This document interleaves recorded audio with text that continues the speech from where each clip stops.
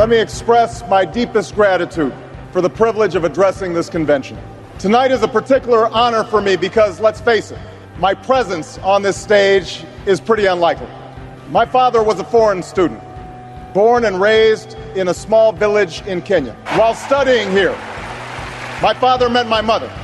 She was born in a town on the other side of the world, in Kansas.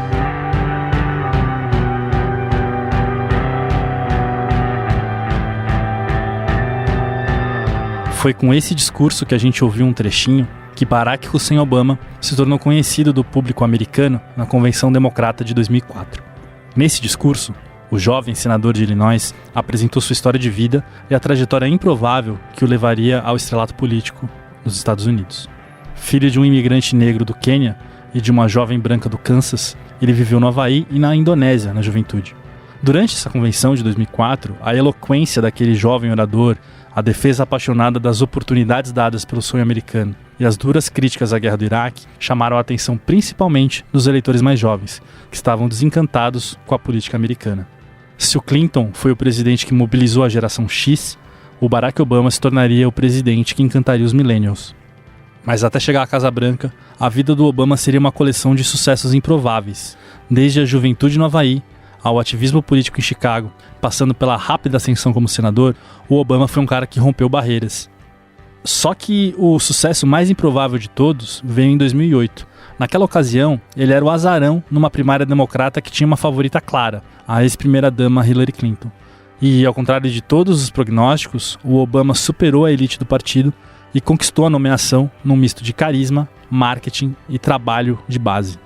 Toda essa conjunção de fatores fez com que, pela primeira vez desde a criação dos Estados Unidos, lá em 1776, um negro chegasse à Casa Branca, desafiando todas as barreiras raciais que existiam até então.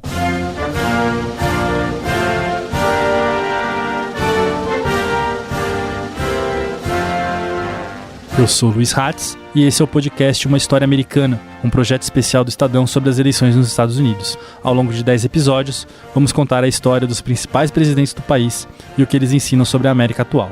No capítulo de hoje, vamos falar sobre a presidência de Barack Obama, a recuperação da crise de 2008 e a radicalização da sociedade dos Estados Unidos.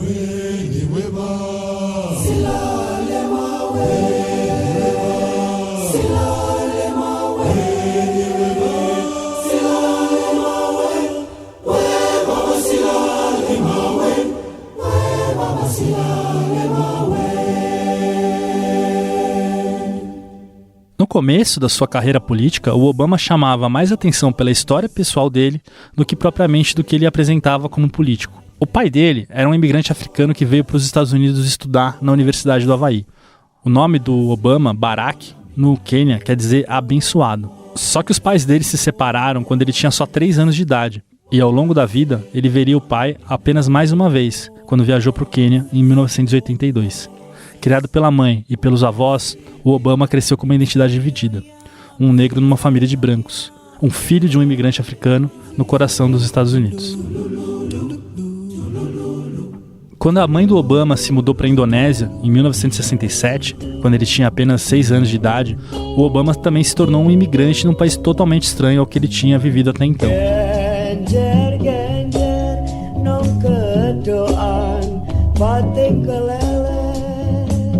Lá, do outro lado do mundo, ele fez na Indonésia sua educação primária e teve contato com uma cultura totalmente diferente do que ele tinha nos Estados Unidos. A vida na Indonésia, que era um país de terceiro mundo, e na verdade até é um país emergente até hoje, no entanto, tinha uma vantagem. De certa forma, a Indonésia ajudou a moldar no jovem Obama uma visão diferente da maioria dos americanos, mais aberta e mais global.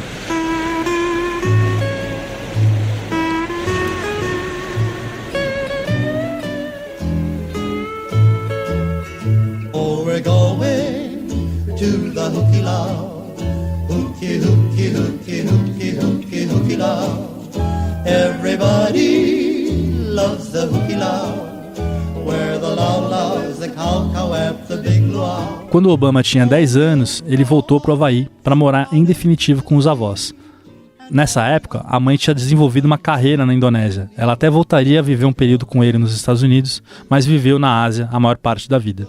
No Havaí, O jovem Barry, como ele costumava se chamar para facilitar a pronúncia do próprio nome, viveu uma vida razoavelmente normal para os padrões americanos da época. Fez amigos, jogou basquete pela escola e aí começou a se preparar para a vida universitária. Ele conseguiu cursar faculdades em escolas de elite, como a Universidade de Columbia, em Nova York, e a de Harvard, em Boston. Depois de formado em Direito, ele fixou residência em Chicago, no começo dos anos 90, onde trabalhou como advogado e líder comunitário. Em 1993, ele foi escolhido como um dos líderes promissores dos Estados Unidos com menos de 40 anos de idade. Foi também em Chicago que ele conhece a esposa, a Michelle Obama, com quem ele se casa e tem 2 filhas. A Michelle, de certa forma, ajuda o Obama a encontrar sua identidade. Quem vai explicar isso pra gente é a minha ex-colega e querida amiga, Denise Crispim Marim, que foi correspondente do Estadão em Washington na época que o Obama era presidente. O Obama, ele é filho de um acadêmico queniano com uma antropóloga americana. Ele nasceu e cresceu no Havaí. Teve acesso à Universidade de Columbia e depois formou-se em Direito pela Universidade de Harvard, foi professor de Direito Constitucional. Enfim, ele fez toda uma trajetória muito consistente, que talvez não, na verdade, outras pessoas que são descendentes de escravos, ex-escravos americanos, também fizeram. Mas eu acredito que a presença ao lado dele, da Michelle, trouxe de uma maneira muito mais forte a pauta identitária para a agenda dele. Eu não estou querendo dizer que ele se comportava como um branco, mas ali no casal, com certeza, a Michelle era uma figura que tinha mais empatia com a comunidade negra, até mesmo que o Obama. E ela teve uma trajetória espetacular, enfim. Ela era chefe dele, né, num organismo não governamental, e assim se conheceram.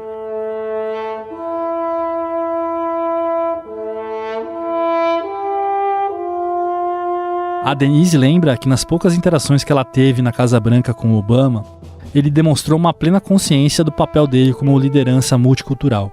Ele é muito ciente do papel dele como negro na presidência americana. E tem 2 episódios que eu me lembro que são interessantes. Na primeira vez que ele recebeu o corpo diplomático em Washington, ele, ao cumprimentar o encarregado de negócios da Embaixada Brasileira, ele diz assim: eu podia ser brasileiro, não é? Sim, levando-se em consideração que nós temos uma maioria parda na população. Ele tinha essa informação e ele, enfim, assim mencionou. O Obama foi senador estadual em Illinois de 95 a 2004. E ainda muito jovem, com um pouco mais de 42 anos, ele começou a planejar a transição dele de um político estadual para um político nacional. Em 2004, ele se candidata ao Senado Federal. Naquele ano, o sucesso que ele faz ainda na primária democrata jogou um pouco de luz sobre o seu nome. O livro que ele tinha escrito em 1995 sobre a origem dele, chamado Sonhos sobre o Meu Pai, foi reeditado naquele ano como forma de ressaltar sua origem multicultural. Ainda no meio de 2004, antes da eleição, ele foi convidado para dar o discurso principal da Convenção Democrata, que ia chancelar a candidatura do John Kerry contra o George W. Bush naquela eleição. Uma vez eleito para o Senado Federal, o Obama ficou apenas 4 anos como senador em Washington. Ele patrocinou algumas leis, nas quais ele trabalhou em parceria com os republicanos, mas já em fevereiro de 2007, ele queria dar voos mais altos, então ele começou a pensar em disputar a presidência.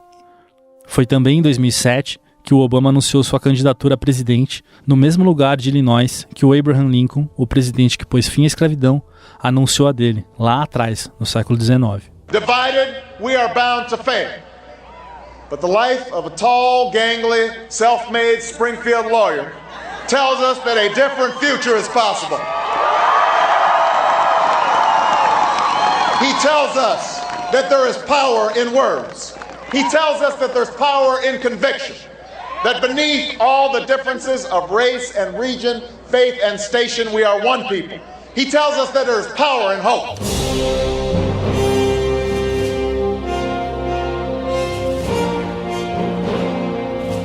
Discursos são capazes de transformar políticos desconhecidos em grandes estrelas. Como você viu aqui no História Americana, isso aconteceu com o Reagan, lá em 64, e com o Lincoln, em 1858. Assim como esses dois, o Obama usou os talentos que ele tinha como orador para se tornar uma figura nacional. O cientista político Carlos Gustavo Podio, do Berea College nos Estados Unidos, vai explicar um pouco mais pra gente sobre o impacto desse poder de oratória que o Obama tem. E, além de tudo, tem uma característica, né, que casou muito bem com essa questão histórica, que é o fato da sua capacidade de oratória, né, coisas que não é muito comum. Presidentes, George Bush não tinha capacidade de oratória, o Donald Trump é alguém que tem o vocabulário de uma criança de 8 anos, outros candidatos e presidentes não têm essa mesma capacidade. Ronald Reagan ficou muito conhecido por sua capacidade de oratória, né? Mas isso não é o que a gente vê presente em uma série de outros candidatos. Quer dizer, o Jimmy Carter não tinha, o Nixon não tinha. Então isso é uma habilidade importante, né? E essa habilidade, o Obama conhecido, né, por ser alguém que tem muita habilidade na oratória, isso combinado com esse elemento simbólico da eleição dele, eu acho que tornou ele um candidato muito potente, né, do ponto de vista do marketing político. Então, ao lançar a campanha, o paralelo da candidatura do Obama com o Lincoln era evidente. O Obama queria se colocar como um herdeiro do Lincoln e se apresentar também como um líder da América pós-racial.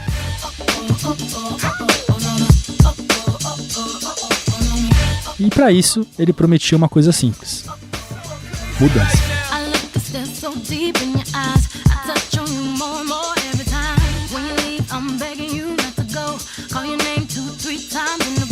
A primária democrata de 2008 foi a mais disputada em 20 anos.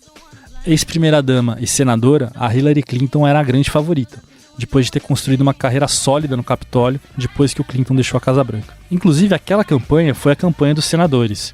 Os outros candidatos eram Joe Biden, que era senador de Delaware, o John Edwards, que era senador pela Carolina do Norte, e o Chris Dodd, que era senador por Connecticut. Apesar de contar com 8 candidatos, no entanto, essa primária tinha 3 que dominavam a disputa. A Hillary, que era a primeira nas pesquisas, o Obama, que era o segundo, e o John Edwards, que era o terceiro.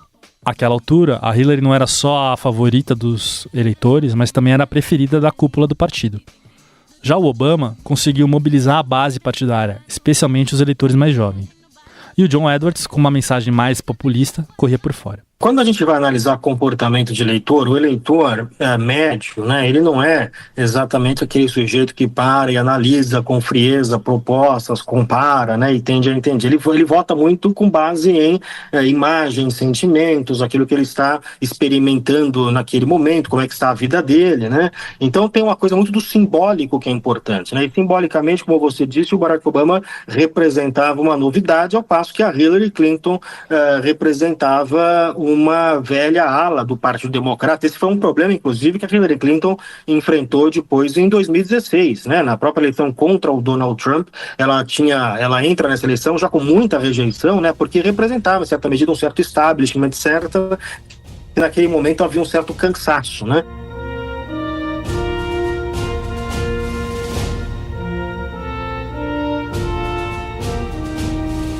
No começo da primária, o Obama sai na frente com uma vitória em Iowa, onde ele tinha passado meses fazendo campanha. E essa vitória chocou o cenário político americano. Nas disputas seguintes, em New Hampshire e Nevada, a Hillary conseguiu vencer, mas ela acabaria perdendo para o Obama na primária da Carolina do Sul. Common threats of terrorism and nuclear weapons, climate change and poverty, genocide and disease. Tonight we are one step closer to that vision of America because of what you did here in Iowa.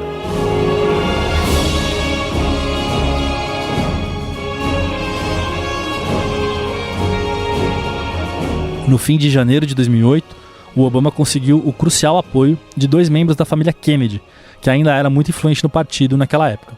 Eram eles o senador Ted Kennedy, irmão do presidente John Kennedy, e Caroline, a filha do Bob Kennedy. Os dois endossaram a candidatura dele.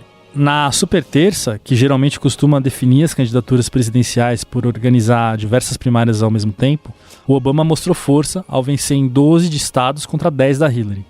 Na contagem de delegados que seriam decisivos para definir o presidente na Convenção Democrata, no entanto, a disputa estava apertada. O Obama tinha 1.036 e a Hillary tinha 1.056.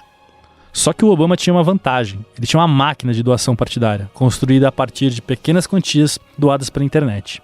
Essa disputa entre o Obama e a Hillary seguiu pau a pau até março, quando ele abriu uma pequena vantagem no número de delegados, com uma vitória no Texas.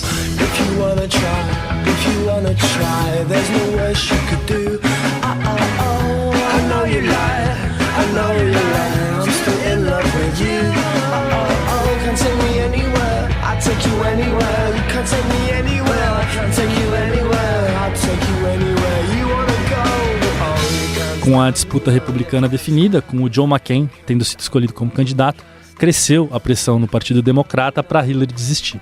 Só que ela quis segurar até o fim.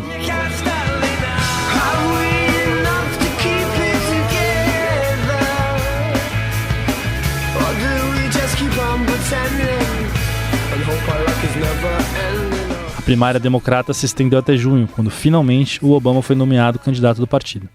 Após a vitória, a principal tarefa dele era unificar o Partido Democrata. E não seria fácil, porque a disputa tinha deixado muito ressentimento entre ele e a Hillary.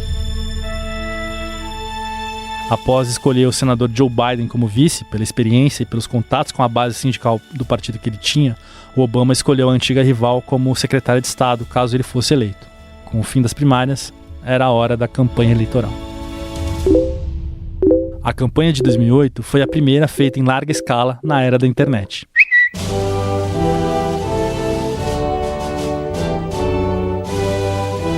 E a grande vantagem do Obama na disputa da eleição geral foi montar uma máquina de rede social muito azeitada.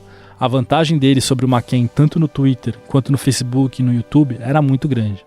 E ajudou para isso também que ele tinha um dos slogans mais famosos da história eleitoral americana. O slogan era esse aqui.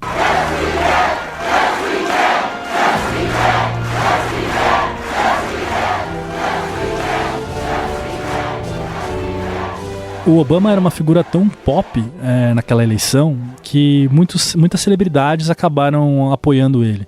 Da Oprah Winfrey até a Beyoncé, a Kim Kardashian, vários famosos votaram no Obama, que acabou naquela época se convertendo quase como uma celebridade. Só que a disputa com o McCain ficou marcada por um evento que ninguém esperava. No segundo semestre de 2008, a crise do subprime já estava dobrando a esquina. A campanha para o McCain já era bem difícil, porque o legado do Bush era muito pesado para defender. A crise de 2008 apenas tornou a vitória do Obama mais provável. O Obama era, na época, senador por Illinois. Um político com pouca experiência, digamos, uma experiência bastante restrita em relação ao opositor dele, que foi o senador John McCain, um veterano da política, um republicano reconhecido como herói nacional por sua participação como soldado na Guerra do Vietnã, da qual ele saiu ferido. Acontece que o fim do mandato do George W. Bush já mostrava um esgarçamento muito grande das políticas dele. Ele foi o presidente que enfrentou ali o ataque às Torres Gêmeas, da Al-Qaeda, também ao Pentágono e ao avião que caiu na Pensilvânia. Enfim, o primeiro ataque a território americano desde Pearl Harbor. E o que havia, na verdade, era um grande cansaço da população em geral, até mesmo de setores republicanos, em relação às políticas que já vinham durante a década toda, praticamente. Por isso, a situação não era fácil para os republicanos. Quando o Lehman Brothers quebrou, o Obama começou a abrir vantagem nas pesquisas e ganhou com folga em estados hoje quase impensáveis para um democrata ganhar, como Iowa e Indiana, por exemplo.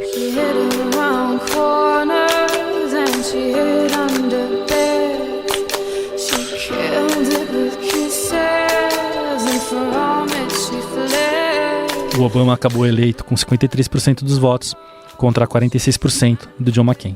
No colégio eleitoral, o placar foi de 365 a 173.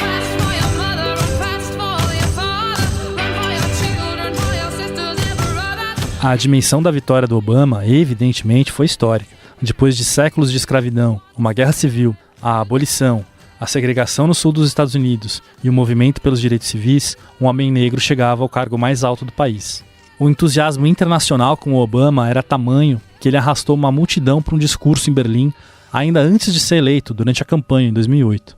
No primeiro mandato, ele ganhou um Nobel da Paz com uma justificativa um pouco genérica, que ele tinha feito os esforços extraordinários na diplomacia e a cooperação entre os povos. Só que, pouco depois dele ganhar esse Nobel, ele começaria a autorizar execuções por drones contra alvos terroristas no Oriente Médio. Então esse prêmio, de certa forma, acabou sendo polêmico para ele. O pódio lembra que, apesar do entusiasmo com Obama, na verdade ele tinha pouca experiência política. Em certa medida, o Barack Obama ele antecipa o que veio a ser, e aqui discute o que eu vou dizer, porque pode parecer inicialmente um pouco complicado, mas o Barack Obama de alguma forma antecipou o Donald Trump, em algum sentido, porque assim como o Trump, o Barack Obama, ele, talvez os dois presidentes com menos experiência política da história recente dos Estados Unidos sejam o Barack Obama e o Trump, né?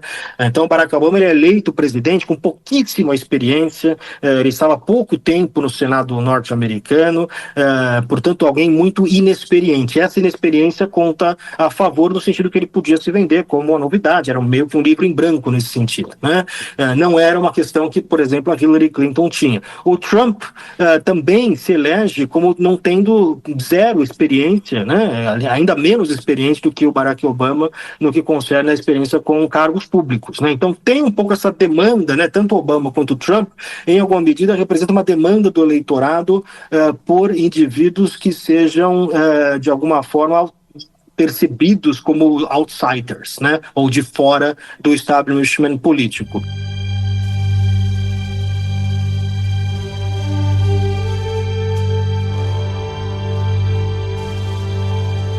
Só que com ou sem experiência política, a crise de 2008 ameaçava destruir o capitalismo e era preciso fazer alguma coisa. Ainda durante a campanha, o Bush aprovou um resgate de 700 bilhões de dólares dos bancos envolvidos na crise. O Obama e o McCain apoiaram o projeto. Ainda na transição, o Obama começou a esboçar as medidas que ele tomaria para estabilizar a economia no começo de 2009. Ainda no fim daquele ano, o Bush se reuniu com o Obama e os dois concordaram em acelerar os esforços de transição e aprovar leis importantes para estabilizar a crise. Como na eleição de 2008 para a Câmara e para o Senado, o Obama tinha conseguido maioria nas duas casas, isso deu para ele uma chance de perseguir uma agenda mais ampla de reformas. A primeira lei aprovada nessa agenda foi um pacote de estímulo econômico de 787 bilhões de dólares. Economistas avaliavam que o valor era baixo para uma recuperação plena, mas a Casa Branca evitou pedir mais dinheiro ao Congresso, temendo que o plano não fosse aprovado. Esse pacote de 787 bilhões evitou uma recessão mais dura, só que a recuperação também foi mais lenta do que se pensava. A bolha imobiliária havia estourado e muitas famílias tinham sido expulsas de suas casas, perdido suas casas por impossibilidade de pagar hipotecas, e que o sistema financeiro mundial estava contaminado justamente por anos de leniência nos Estados Unidos em termos de concessão de crédito hipotecário pelas instituições financeiras. Então, ele passa medidas como, por exemplo, a revisão, a adoção de regras muito mais duras para a concessão de crédito e para a auditagem de instituições financeiras.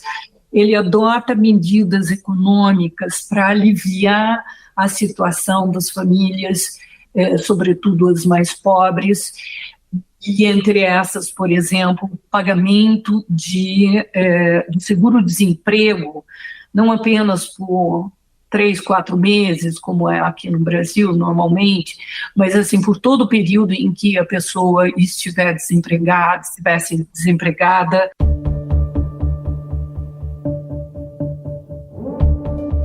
Outro ponto crucial da agenda dos primeiros anos do governo Obama foi a reforma do sistema de saúde e a aprovação do chamado Obamacare. Ao lado do fim da guerra do Iraque e do combate ao aquecimento global, a reforma do sistema de saúde americano era a principal bandeira de campanha do Obama. Os Estados Unidos são o único país desenvolvido do mundo sem um sistema de saúde público. O que a gente conhece aqui no Brasil pelo SUS, vacina de graça, remédio de graça, lá simplesmente não existe. Isso quer dizer na prática que ou você tem um plano de saúde ou você paga os médicos do próprio bolso. E isso tem um efeito colateral perverso, que é o seguinte: a população mais pobre evita ir ao médico se tiver dificuldades em obter um plano de saúde.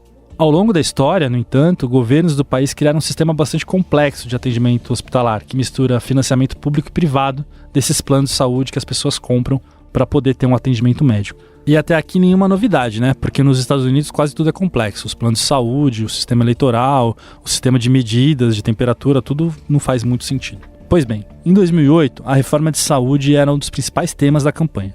No passado, o governo democrata, desde o Lyndon Johnson, vinha tentando uma reforma. O Bill Clinton foi o cara que chegou mais perto disso, só que o plano dele acabou não passando no Congresso. Então, o Obama colocou essa reforma do sistema de saúde como uma prioridade. Ao contrário do que se pensa, no entanto, o Obamacare não é um tipo de SUS dos Estados Unidos. O objetivo do programa, na verdade, é expandir o acesso da população a um plano de saúde privado que é subsidiado por verbas federais. Tá longe de ser uma Cuba, por exemplo. Mas mesmo assim, o que os republicanos brigaram para derrubar esse plano não está escrito. Depois da aprovação no Congresso, eles recorreram à Suprema Corte e no governo Trump tentaram derrubar por meio de uma votação, só que não tiveram o apoio necessário para isso. Hoje, no entanto, o programa é bem avaliado.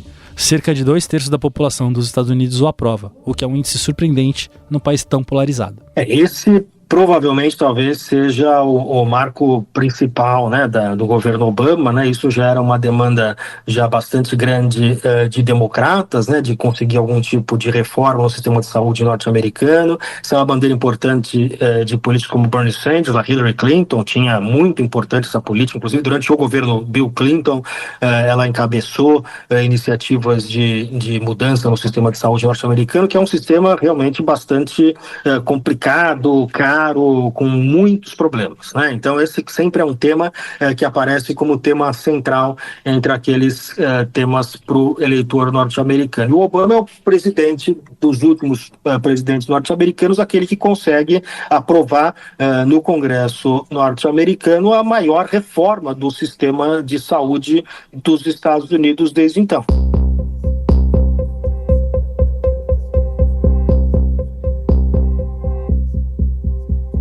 E apesar de toda a polarização gerada pelo Obamacare, para lidar com a sua outra grande promessa de campanha, que era colocar fim à guerra no Iraque, o Obama recorreu justamente a um republicano.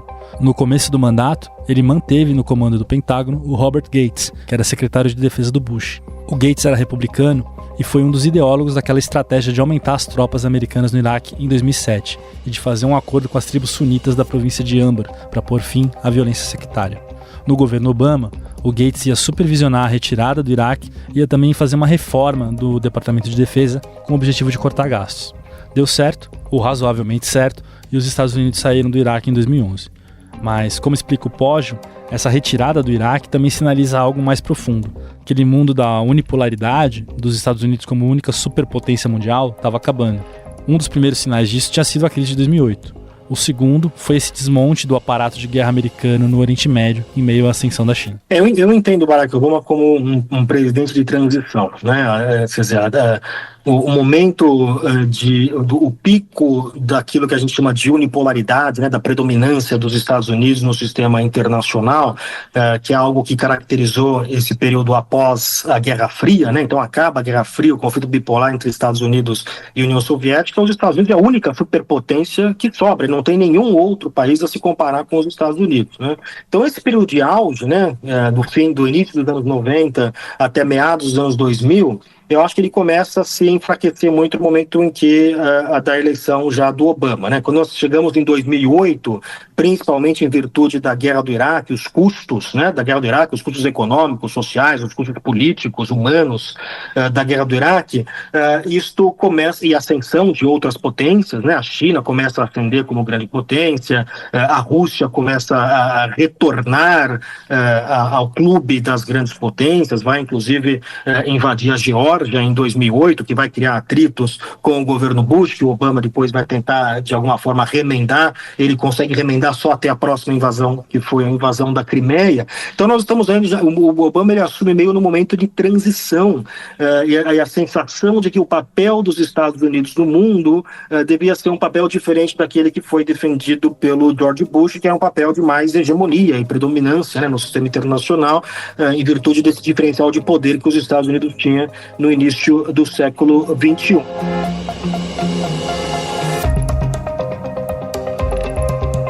E naquele mesmo ano, em 2 de maio de 2011, o homem mais procurado do mundo foi morto em uma operação no interior do Paquistão.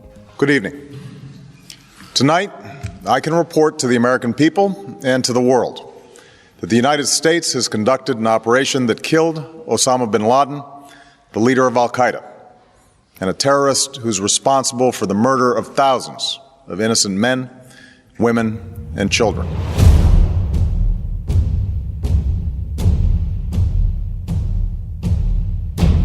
Entre o 11 de setembro e a morte do Bin Laden se passaram quase 10 anos. O paradeiro dele sempre foi um mistério e o fracasso em encontrá-lo era uma pedra no sapato das agências de inteligência dos Estados Unidos. Mas a verdade é que enquanto se especulava que o Bin Laden estava em alguma caverna remota na fronteira entre o Afeganistão e o Paquistão, ele estava numa mansão em Abbottabad, uma cidade paquistanesa razoavelmente grande, debaixo do nariz de todo mundo. A caça ao Bin Laden começou com fragmentos de informação recolhidos ainda logo depois do 11 de setembro. Por meio de interrogatórios de terroristas presos, aqueles interrogatórios que nem sempre usavam métodos legais, descobriu-se que o Bin Laden fugiu do Afeganistão, acompanhado de um mensageiro, um cara chamado Abu Ahmed al-Kuwaiti. Isso foi em 2004. Até 2010, a CIA tentou sem sucesso localizar esse emissário do Bin Laden. Isso acontecia porque o Bin Laden e esse emissário só se comunicavam por meio de manuscritos, justamente para evitar serem localizados por satélite, se eles tivessem usado um celular, por exemplo. Até que, graças a uma fonte de dentro do Paquistão, que era um ex-membro do serviço secreto paquistanês, eles descobriram esse cara justamente em Abbottabad. O que aconteceu é que, muito provavelmente, o governo do Paquistão, que em tese era aliado dos americanos, sabia exatamente onde o Bin Laden estava esse tempo todo. Os agentes da CIA então seguiram o al-Kuwaiti até a mansão onde o Bin Laden estava escondido, e a partir daí a captura começou a ser planejada. A operação para prender e matar o Bin Laden envolveu 2 helicópteros stealth, que são aqueles não detectáveis por radar, e um grupo de elite da Marinha Americana, os Navy SEALs. A mansão foi invadida, o Bin Laden fuzilado e o seu corpo foi jogado no mar. Mas mal o Obama teve tempo de comemorar os louros da morte do Bin Laden, ele teve de lidar com uma dor de cabeça daquelas. Era a Primavera Árabe. At least 4 people were shot dead and 13 were wounded as overnight the battle for Tahrir Square in central Cairo took on an increasingly violent turn.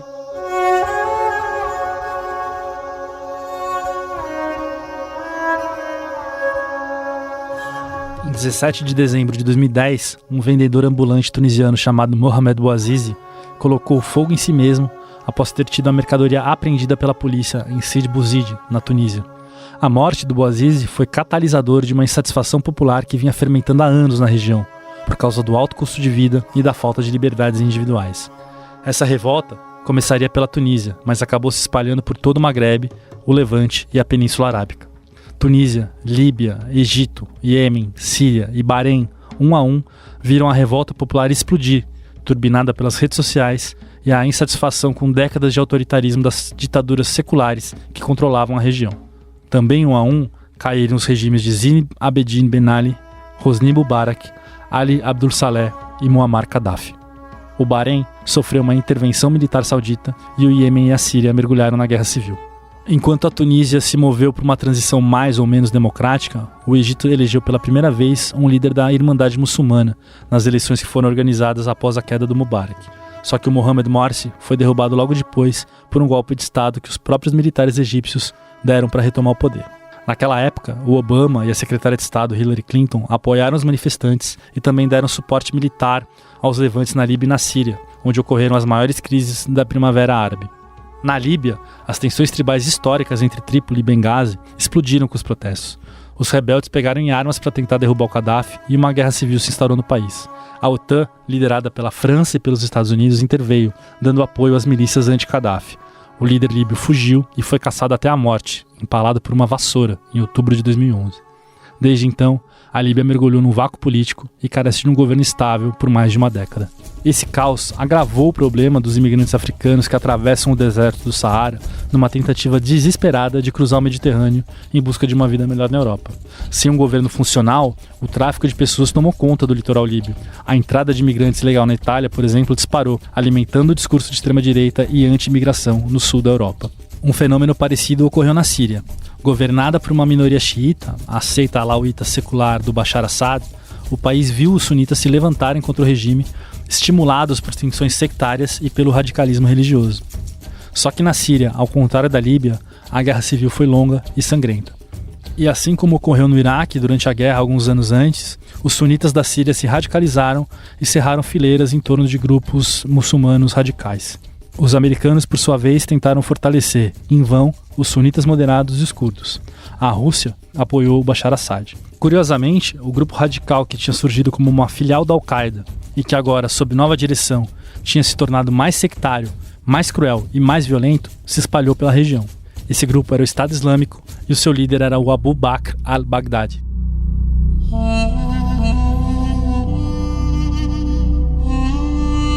Fundado em 2013, o Estado Islâmico decretou a criação de um califado islâmico em regiões ocupadas por suas milícias no Iraque e na Síria e começou a organizar ataques terroristas contra o Ocidente.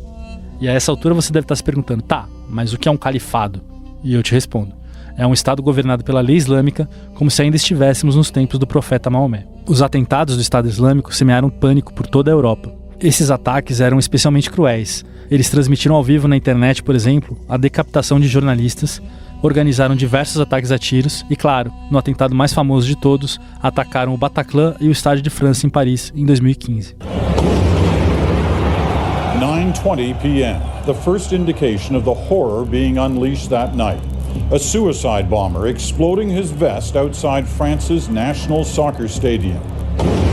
There was a second detonation, another suicide bomb. Both attackers, it seems, had been stopped before they could get in. A entrada do Estado Islâmico na Guerra Civil Síria tornou um cenário que já era complicado uma equação quase impossível de resolver. Afinal, a repressão do Bashar Assad não poupava ninguém, e ele era tão ou mais sanguinário que os caras do Bagdade. Em meio a tudo isso, milhões de sírios fugiram para a Europa, ampliando a crise de refugiados na região e dando mais combustível para a extrema-direita. 2008, an economic meltdown. Worst financial collapse since the Great Depression. 4.4 million jobs lost. American workers were laid off in numbers not seen in over 3 decades. America's economy spiraling down. The biggest point drop that has ever been seen in a day. All before this president took the oath. So help me God. Some said our best days were behind us, but not him. Don't bet against the American worker. He believed in us, fought for us. And today, our auto industry is back, firing on all cylinders. Our greatest enemy brought to justice by our greatest heroes. Our troops are home from Iraq. Se a Europa vivia esse cenário de caos, nos Estados Unidos, o Obama tinha dificuldades para se recuperar da crise econômica. Esse anúncio da campanha de 2012, que a gente acabou de ouvir, dá bem o tom do que estava acontecendo. No primeiro mandato do Obama, o PIB cresceu pouco mais de 2% e o Fed teve de manter os juros a quase zero para tentar dinamizar o acesso ao crédito, que ainda se recuperava do crash de 2008. O mercado de trabalho também se recuperava lentamente, com a taxa de desemprego recuando de um auge de quase 10% em 2010 para 8% em 2012, que era um número ainda razoavelmente alto. Então, o Obama vai tentar a reeleição falando exatamente o que está nesse anúncio. Olha, pessoal, a crise foi muito difícil, a economia deu uma melhorada, mas eu preciso de um voto de confiança para seguir trabalhando.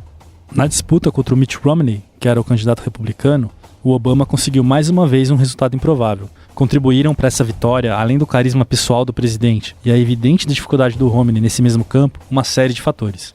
Havia a perspectiva da melhora econômica e a crise não era obra do Obama, mas do George W. Bush. Além disso, a baixa participação eleitoral acabou prejudicando os republicanos, que não conseguiram mobilizar a base diante dessa falta de carisma do Romney. O Obama então venceu a eleição com 51% dos votos contra 47% do Romney. No colégio eleitoral, a vantagem foi de 332 a 206. Se a gente olhar o que aconteceu com os números, de fato nós tivemos um crescimento muito grande no desemprego em virtude da crise econômica, mas depois você tem gradualmente, né, todos os meses, ou assim, com alguns pontos fora da curva, né, mas quando você olha a curva como um todo, o período do Obama houve um decréscimo de desemprego mais ou menos na parte dos 10%, chegou acho que cerca de 10%, né, durante a crise econômica. Ele deixa o governo abaixo de 5%. Né? Então, portanto, deste ponto de vista numericamente frio, porque esse é o período todo do Barack Obama. Né? Os 8 anos de governo, ele assume com o desemprego subindo, né, muito em virtude dos efeitos da crise econômica, e deixa o governo com o desemprego em queda.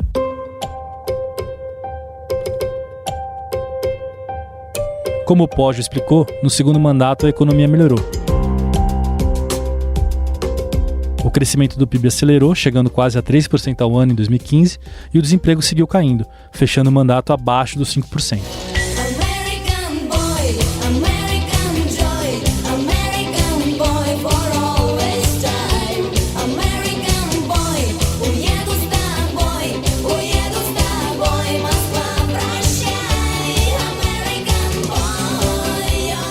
No fronte externo, uma nova crise ameaçou o plano do Obama de reaproximação com a Rússia.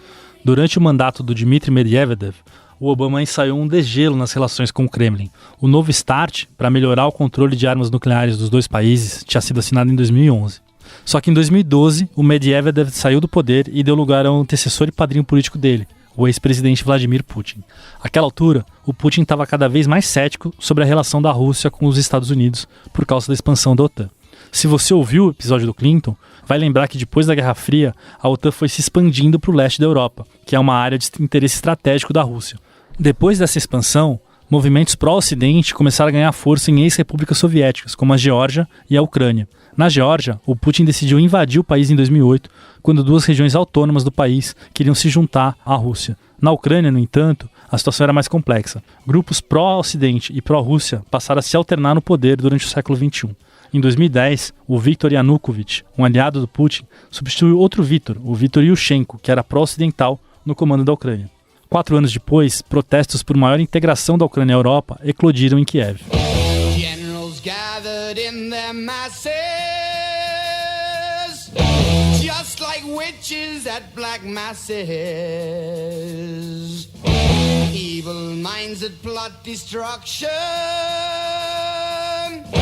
sorcerer of death's construction. Assim como a Primavera Árabe, centenas de milhares de pessoas tomaram as ruas. E assim como no Oriente Médio, a repressão foi violenta.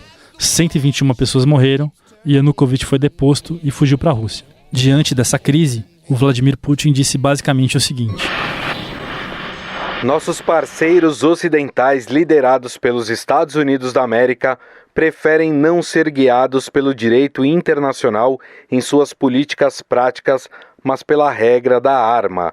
Entendemos o que está acontecendo. Entendemos que essas ações foram direcionadas contra a Ucrânia e a Rússia e contra a integração eurasiática. E tudo isso enquanto a Rússia se esforçava para dialogar com nossos colegas do Ocidente. Mas eles mentiram para nós muitas vezes, tomaram decisões pelas nossas costas, nos colocaram diante de um fato consumado. Isso aconteceu com a expansão da OTAN para o leste, bem como com a implantação da infraestrutura militar em nossas fronteiras. E eles sempre nos diziam a mesma coisa: bem, isso não diz respeito a vocês. Mas o que ele realmente quis dizer foi isso aqui. Eu falei para vocês não mexerem nas minhas gavetas, mas vocês foram lá e mexeram nas minhas gavetas. Agora eu vou causar. Um mês depois dos protestos na Praça Maidan, que derrubaram o governo da Ucrânia, o Putin determinou a invasão e a anexação da Crimeia, uma península estratégica do Mar Negro, e incentivou movimentos separatistas pró-Rússia no leste da Ucrânia. Desde então, ele acusa o Ocidente de desestabilizar a Ucrânia para prejudicar a Rússia e diz que a OTAN está fechando um cerco militar contra Moscou. Em 2022, como você deve saber, ele invadiu a Ucrânia e a guerra dura até hoje, sem uma solução à vista. Today is a historic day in the fight to protect our planet for future generations. 10 months ago in Paris, I said, before the world that we needed a strong global agreement to reduce carbon pollution and to set the world on a low carbon course. The result was the Paris Agreement. Last month, the United States and China, the world's two largest economies and largest emitters, formally joined that agreement together.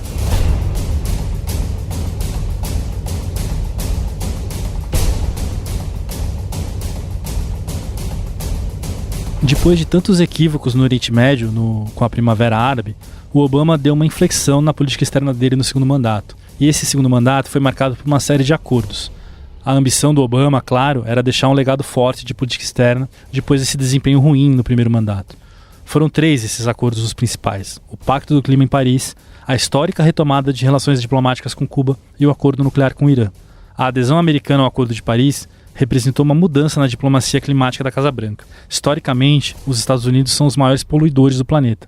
Em 1997, o país ficou de fora do Protocolo de Quioto porque não aceitava limitar suas emissões de CO2. Com o agravamento da crise climática e os alertas da comunidade científica, além do fim do prazo dos acordos de Quioto, a ONU passou a trabalhar por um novo pacto. Foi fundamental para o sucesso da Cúpula de Paris a mudança de posição, sobretudo da China, que passou a ver a energia verde como uma oportunidade econômica. A gestão Obama, por meio do secretário de Estado John Kerry, também apostou grande na economia de baixo carbono como uma chance de criar empregos e crescimento econômico. Só que, com a chegada do Trump à Casa Branca, o acordo foi abandonado. Os acordos de Paris não foram os primeiros daquele ano de 2015 em que as principais potências do planeta chegaram a um acordo diplomático. Olhando para o mundo que a gente vive hoje, parece quase impossível que Estados Unidos, Rússia, China, União Europeia e Irã iam se sentar e discutir um acordo nuclear. De certa forma, parece até outra vida, agora que a gente está acostumado a notícias sobre a guerra em Gaza, a guerra na Ucrânia e um risco de conflito de grandes proporções no Oriente Médio. Mas foi exatamente isso que aconteceu em julho de 2015. Todo mundo sentou e conversou para conquistar um acordo importante para o planeta. O programa nuclear iraniano era uma dor de cabeça das potências ocidentais há quase 30 anos. Quando o Obama foi eleito, a insistência dos ayatollahs em buscar uma bomba atômica era um dos principais desafios de política externa dos Estados Unidos. No início do segundo mandato, o impacto das sanções ocidentais contra o Irã tinha afetado severamente a economia do país e o regime então decidiu negociar. Após 2 anos de conversa, que começaram em 2013, as partes envolvidas chegaram a um acordo que limitava o número de centrífugas em ação no Irã e também limitava a quantidade e o grau do urânio que podia ser enriquecido. Esse acordo, no entanto, sofreu forte oposição do Partido Republicano e do primeiro-ministro de Israel, o Benjamin Netanyahu. Com a chegada do Donald Trump à Casa Branca, o acordo foi abandonado e as sanções foram retomadas. O último sucesso diplomático do fim do mandato do Obama talvez tenha sido o mais surpreendente. Após negociações intermediadas pelo Papa Francisco e o governo do Canadá, Cuba e Estados Unidos retomaram relações diplomáticas após décadas de rompimento. O Obama se tornou o primeiro presidente a visitar a ilha desde 1928 e assistiu um jogo de beisebol com Raul Castro. Viagens e serviços postais foram retomados, mas o embargo econômico à ilha seguiu em vigor, porque dependia de aprovação do Congresso para acabar. Foi uma negociação muito interessante do ponto de vista latino-americano, né? Ele adotou medidas para permitir que americanos fossem diretamente, em voos diretos para Cuba, que houvesse reuniões familiares, que houvesse remessas de dinheiro mais diretas dos Estados Unidos para Cuba. Enfim, houve ali toda uma tentativa de diminuir aquele ranço todo, aquela reprovação enorme dos Estados Unidos, a presença de um regime diferente ali no seu quintal, né? E, enfim, isso foi muito, muito importante. Talvez tenha sido a medida mais importante que ele adotou em termos de sua agenda para a América Latina. Só que com a chegada do Donald Trump à Casa Branca, a aproximação foi abandonada.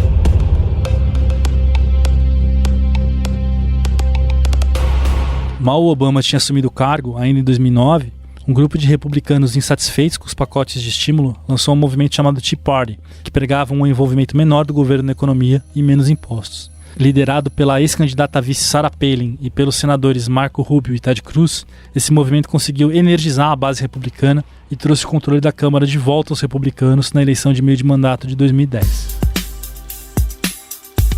Come on. I see no changes. Wake up in the morning and I ask myself, it's like worth living, should I blast myself? I'm tired of being poor and even worse, I'm black. My stomach hurts, so I'm looking for a purse to snatch. A chegada do primeiro negro à Casa Branca também não contribuiu para o fim da violência policial contra a comunidade afro-americana no país. A morte a tiros do adolescente negro Trayvon Martin, em 2012, na Flórida, reabriu um intenso debate sobre o horror do racismo institucional na América. Episódios similares em Ferguson, no Missouri, em 2014, e em Baltimore, em Maryland, em 2015, ampliaram essa sensação de que a América pós-racial era uma ilusão. E, mais ou menos nessa época, um apresentador de reality show começou a divulgar uma teoria de conspiração racista, segundo a qual o Obama não teria nascido nos Estados Unidos, mas sim no Quênia, e por isso não poderia ser presidente. That's just the way it is. Things will never be the same. Ao mesmo tempo, esse apresentador começava a tramar uma campanha para a presidência. Os boatos obrigaram o Obama, em 2011, a divulgar sua certidão de nascimento. E, ao mesmo tempo, que alimentaram toda sorte de crítica, de ataques e de mentiras propagadas contra ele. Teve que recuperar a certidão de nascimento, que é um documento que nos Estados Unidos ninguém usa. Recuperou a certidão de nascimento para provar que, olha, eu nasci no Havaí. Ele foi criticado muito duramente por setores conservadores.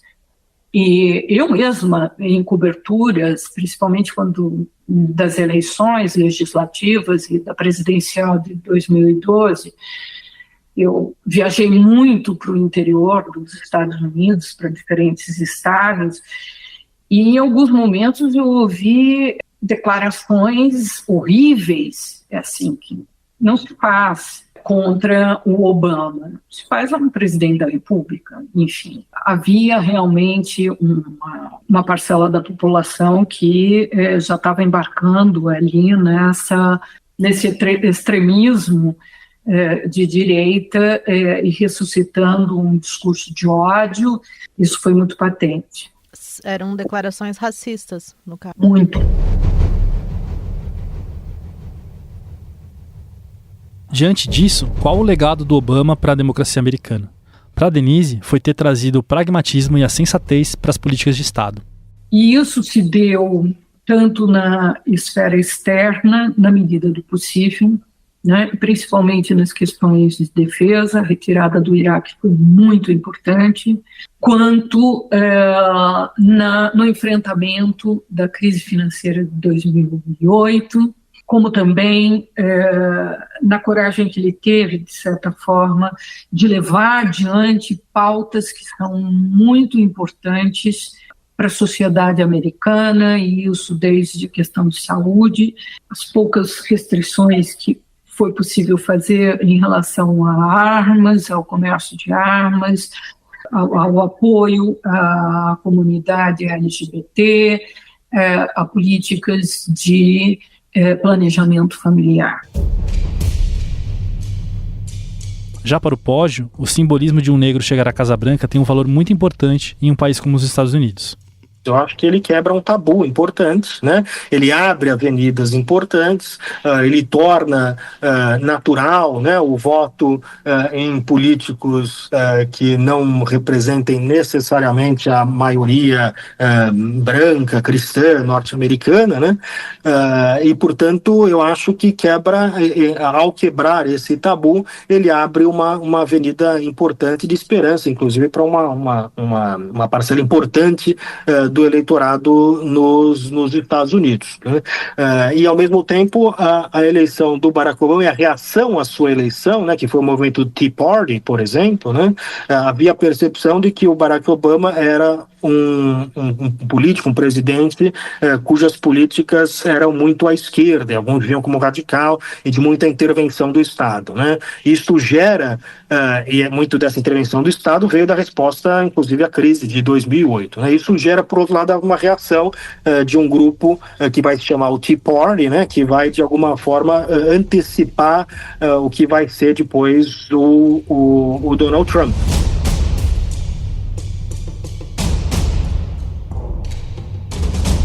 O próximo e último episódio da nossa série é justamente sobre a presidência de Donald Trump, a ascensão do populismo de direita e o ataque ao Capitólio.